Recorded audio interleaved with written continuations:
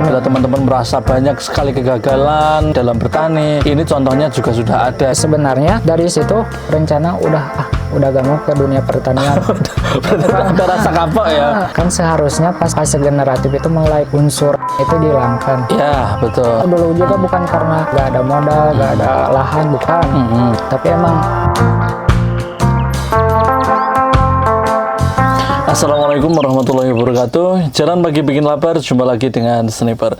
Baik rekan-rekan seniman pertanian dimanapun rekan berada, saya Abrur dan kali ini kita berada di Kabupaten Sukabumi dan ditemani oleh rekan seniman pertanian yang kebetulan bisa kita sebut sebagai petani milenial. Betul ya, Ang ya? Ya. Karena masih muda dan belum menikah. Ada rencana menikah kapan, Ang? insya Allah doanya tahun depan mungkin. Amin, insya Allah semoga lancar ya, Ang ya. Amin, amin. Ya, dan kebetulan AA1 ini merupakan petani milenial yang sudah 5 tahun bertani. Ya. Jadi memang dari remaja sudah bertani ya, Ang ya. Ya. Sudah bertani dan baru 2 tahun gabung ke seniman pertanian. Ya. Nah, pada kesempatan kali ini kita akan membahas bagaimana perbedaan antara sebelum bergabung dengan seniman pertanian dan sesudah bergabung dengan seniman pertanian.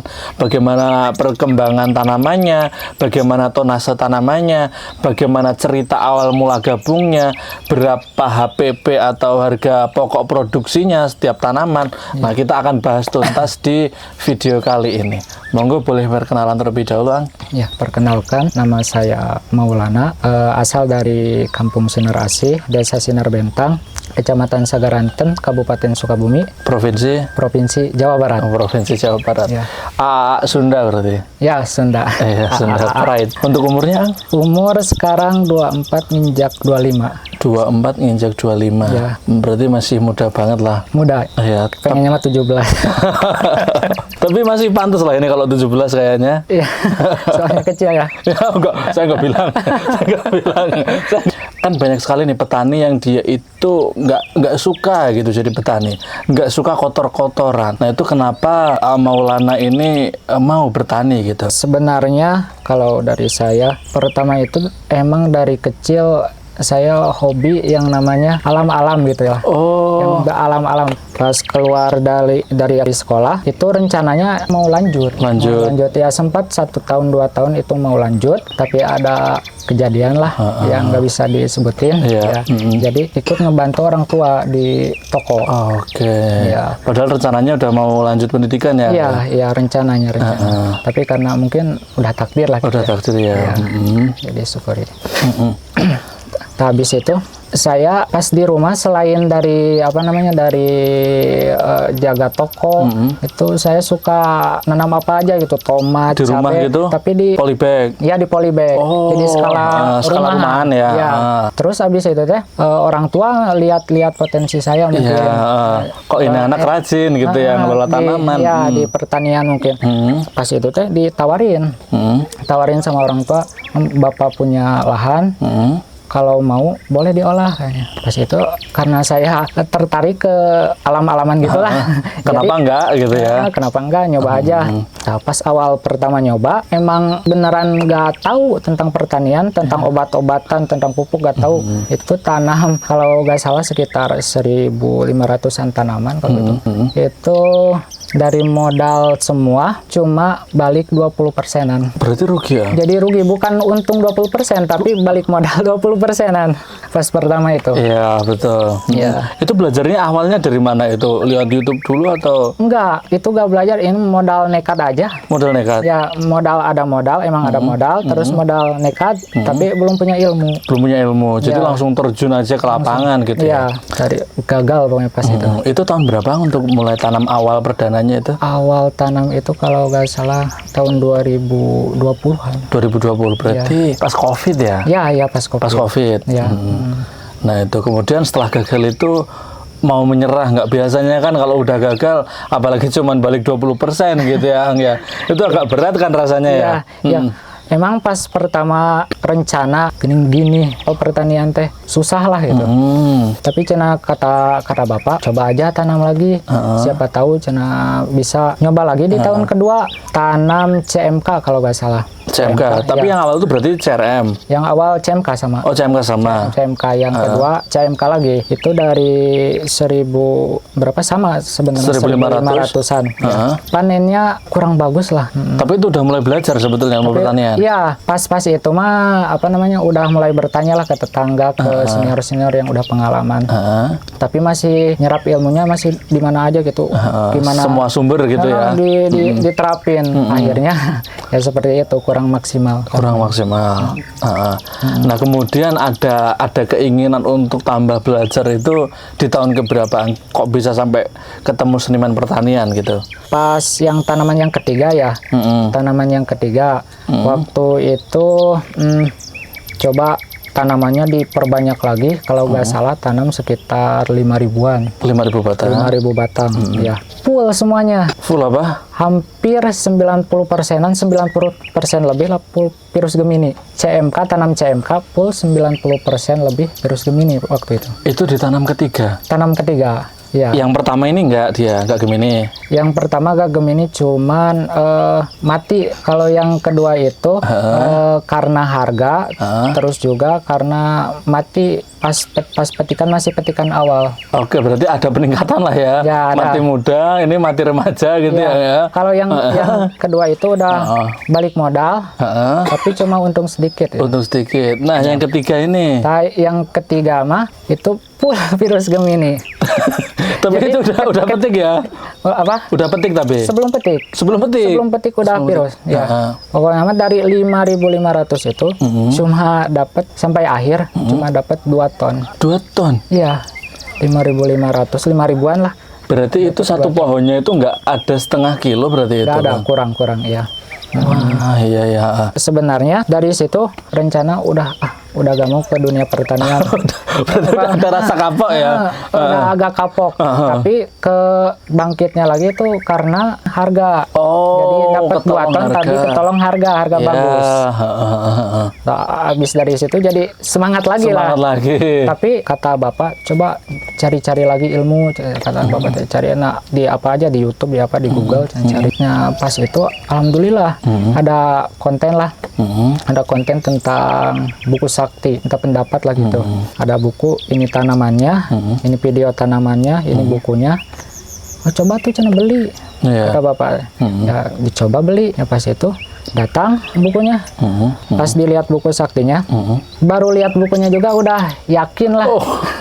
Bisa gitu ya? Iya, soalnya yang dicari-cari dari dulu tuh emang ilmu yang ini. Nah, jadi dulu juga bukan karena ya istilahnya nggak ada modal, nggak ada lahan, bukan. Tapi emang nggak ada ilmunya. Iya, betul. Kita merasa bersyukur sekali ketika ada buku sakti. Ada buku sakti.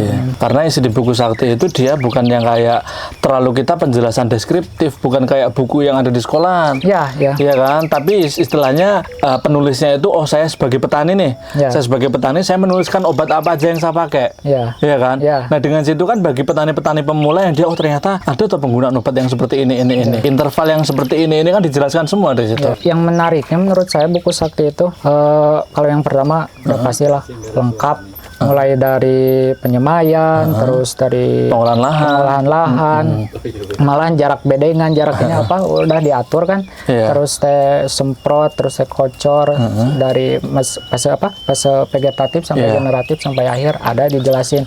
Yang lebih paling sukanya itu di ini detail takarannya. Kan kalau di buku lain paling pakai NPK atau pakai pupuk apa, pakai fungi apa, nggak dijelasin. Kalau di sana dijelasin pakai pupuknya apa, funginya apa, inseknya apa, terus takarannya juga ada. Nah, jadi kalau bagi petani pemula itu jadi lebih mudah.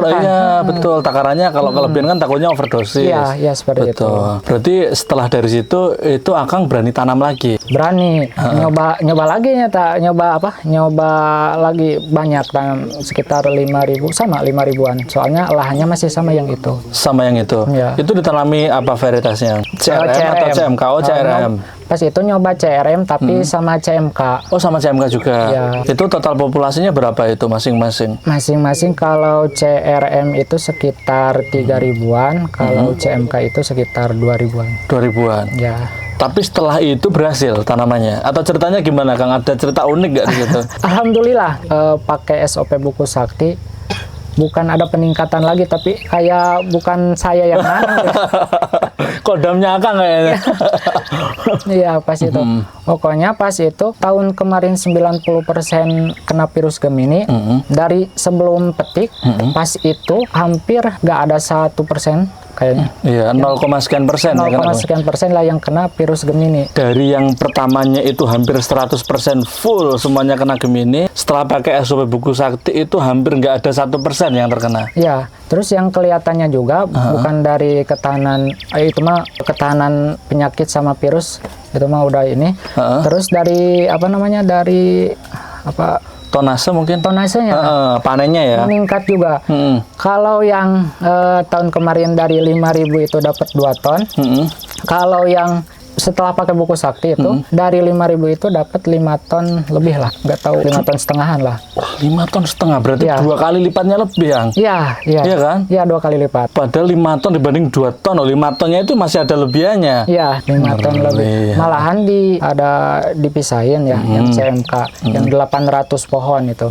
Itu dari 800 pohon bisa dapat panen rayanya, dapat 4 kintal. 4 kintal? Sedangkan yang sebelumnya, yang tanam 1.500 itu, cuma dapat panen rayanya 1 kintal 20. Itu 800 batang, 800 lobang dapat 4 kintal. 4 kintal.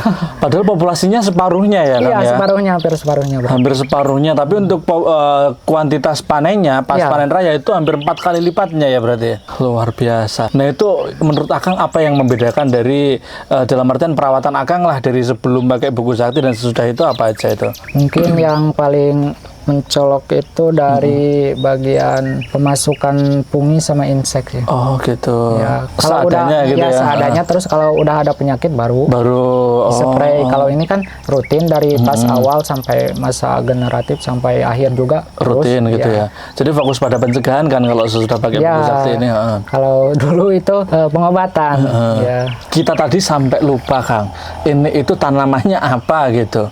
Ini total populasinya berapa yang ini lahan ini? Oh, yang ini. Yang ini total populasinya kurang lebih 3.000-an. 3.000-an ya untuk semuanya ya. Ya. Nah, itu varietasnya apa, Kang? Untuk varietas ini pakai varietas sniper. Berapa HST ini, Kang? Kurang lebih 110 HST. 110 HST benih sniper. Nah, ini satu lubang berapa tanaman ini? Satu lubang ini 1 tanaman. Satu lubang 1 tanaman. Ya. Belum berani coba 1 lubang 2 tanaman? Belum. Ya, insya Allah nyoba tahun depan. Ya, insya Allah. Soalnya kelebihan daripada 1 lubang 2 tanaman itu kita kocornya kan Akang itu dosisnya sama ya sebetulnya, kocor 1 lubang 1 tanaman sama 1 lubang 2 tanaman itu kan sebetulnya dosisnya sama. Sama. Iya kan? Ya. Nah, itu kan kita lebih irit banget di nutrisinya sebetulnya. Ya. Nah, apalagi kita pakai asam humat rutin, Tricho Sniper rutin, dan pupuk-pupuk itu kan kita dengan kualitas tinggi kan otomatis juga ada harganya juga barangnya itu. Ya. Nah, ketika kita mengaplikasikan itu di 1 lubang 2 tanaman itu kan jadinya lebih hemat gitu. Ya. Mungkin bisa dicoba ya, Kang, ya di Insya Allah, next Kang. penanaman ya. Iya. Nah, ternyata luar biasa teman-teman antara perbedaan dia yang sebelum memakai SOP Buku Sakti dan sesudah itu kan sangat-sangat mencolok gitu ya, Kang ya. Iya. Atau mungkin ada lagi yang belum disebutkan, nah, Kang, perbedaannya itu yang mencolok. Sebenarnya banyak sih. Banyak ya. Dari mulai ya pemupukannya juga beda. Kalau sebenarnya dulu bukan nggak mau, tapi emang belum dapat ilmunya gitu cara pemupukannya. Malahan pas dulu kan seharusnya pas fase generatif itu, mulai fase generatif unsur N itu dihilangkan. Ya, betul. Kalau dulu sempat pas masuk fase generatif itu dimasuki unsur nitrogen yang banyak. Termasuk berani Mas sampean berarti ya. Itu karena emang nggak tahu. Karena nggak tahu ya. Kan katanya kalau kalau dikasih unsur nitrogen yang banyak nanti tambah gemuk. Daunnya ya. Tambah gemuk kayak bayam-bayam itu ya. Tapi kan dia lembek, dia nggak kuat dia sebetulnya. Nggak lama dari situ kena penyakit. Iya, jamur kan dia langsung masuk. Iya. Iya kan? Jamur langsung masuk, hama langsung banyak di situ. Nah, itu jadi memang banyak sekali ilmu-ilmu yang bisa dipetik dari ilmu yang ada di buku sakti sendiri gitu ya Kang ya. Iya, iya, betul. Selain dia mendapatkan buku tadi kan otomatis Akang ini kan juga mendapatkan konsultasi. Iya, betul. Betul ya? Iya. Konsultasi gratis seumur hidup Seumur ya kan hidup, ya. ya. Bahkan itu bisa diwariskan ke anak gitu ya. Betul. Nah, itu dia. Kemudian juga nanti kita gabungkan di grup yang isinya itu para senior-senior semua gitu yang turut belajar juga di grup. Ya. Gitu ya Kang ya. Ya. Kalau menurut Akang harga 350.000 buku sakti itu termasuk mahal atau murah Kang? Kalau lihat dari dari manfaatnya ya, dilihat dari manfaatnya 350.000 menurut saya sangat-sangat murah. Soalnya kalau pengen tanaman yang sebagus ini, kalau saya belum pakai buku sakti, belum tentu 5 tahun bahkan 10 tahun belum tentu seperti ini tanamannya. Ya. Tapi kalau pakai buku sakti, jangankan 1 tahun 2 tahun langsung pakai pas hari itu langsung bagus. Masya Allah. Nah itu daripada kita rugi cuman balik modal 20% itu kan jutaannya lebih banyak daripada dibelikan 350 buku sakti gitu ya. Ya, yang paling penting itu dari buku sakti itu bisa konsultasi sih. Soalnya banyaklah buku-buku yang beredar cuma nggak bisa konsultasi ya percuma. Iya, beli putus saja gitu, nggak ada hubungan setelah itu gitu ya. Nggak bisa kalau terkena penyakit ini solusinya apa misalkan, nggak bisa. Nah, betul, berarti memang sangat-sangat bagus untuk dikhususkan bagi para pemula gitu ya. Ya, betul sekali. Betul, dan juga dikhususkan bagi orang yang nggak pernah berhasil dalam tanam cabai gitu ya. Iya. Ya, siap. Mungkin ada pesan Kang bagi rekan-rekan yang ada di rumah, entah itu petani milenial atau rekan-rekan seniman pertanian lah yang ada di rumah. Mungkin pesan dan kesannya jangan ragu lah untuk terjun ke dunia pertanian. Kalau memang ada kemauan, terus kalau memang ada ada modal, terus juga yang paling penting harus ada ilmunya. Ya. Soalnya apapun itu pekerjaan, apapun itu kegiatan kita, kalau tidak ada ilmunya susah dapat berhasilnya. Iya, siap Kang. Semoga ilmu yang sedikit kita bagikan ke teman-teman ini nanti bisa bermanfaat ya Kang ya. Apabila teman-teman merasa banyak sekali kegagalan dalam bertani, ini contohnya juga sudah ada gitu ya. Tapi saat ini juga alhamdulillah mampulah untuk bangkit dari kegagalan. Untung masih ditolong dengan harga yang tinggi. Kalau itu harganya rendah itu sudah dipastikan pensiun ya. Nah, itu dia. Tapi ternyata setiap perjalanan itu ada hikmahnya. Kadang-kadang yang kita tidak tahu itu jalan kita, ketika kita mau menyerah, ada cahaya ilahi yang itu menerangi jalan kita untuk berani terus ke depan. Gitu ya Kang ya. Ya. Terima kasih Akang atas waktunya, atas sharing pengalamannya. Mungkin kita cukupkan sekian ya Kang ya. Iya, terima kasih. Wassalamualaikum warahmatullahi wabarakatuh. Waalaikumsalam. Seniman pertanian, bertani dengan seni. Oke.